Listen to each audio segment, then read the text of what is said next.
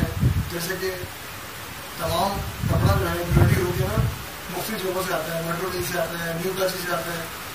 तो रास्ते में गाड़ियों को रोक के पुलिस की वर्दियों में, जबकि वो पुलिस वाले नहीं है जो तहकीकात हुई है ना, और उनसे माल ले लिया जाता है, आंखों पट्टी वगैरह बांध के ना।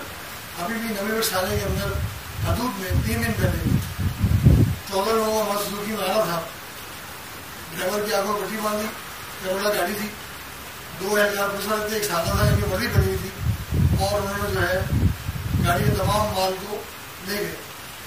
38 से 40 लाख रुपये का माल था। नवीगढ़ थाने के अंदर हमने उसकी FIR लॉन्च कराई। जो 14 लोग मुतासिरीन थे, हम इनिशियल IG साहब को और IG सिंह को ये बात कहते हैं कि खास करके जो थाने हैं ना, नेपियर थाना हुआ, हमारा मीठा थाना हुआ, खरादा थाना हुआ, यहाँ पे सफाई बहुत कम है। तो यहाँ पे उनकी तादाद को बढ़ाया जाए, इजाफी नफरी दी जाए। पूरे पाकिस्तान का ये मेन हब है। ये जो एरिया ना, जितने भी होलसेल के एरिया हैं, तो जैसे अभी अब कल एक वाक़या हुआ न्यू क्लब मार्केट में, जो वाक़या है न्यू मस्जिद से आगे न्यू क्लब आलम चौक पे वाक़या है। 25,95,000 रुपये छीन के ले गए। तो 4 लड़के आए बाइक पे 11:15 बजे ना, और यहाँ से छीन के ले गए। वैसे ये हदूद थी मिडल थाने की। तो मैं ये बस यही चाहता हूँ कि थानों के अंदर नफरी ज़्यादा दी जाए और इनको बाइकों का सिस्टम दिया जाए।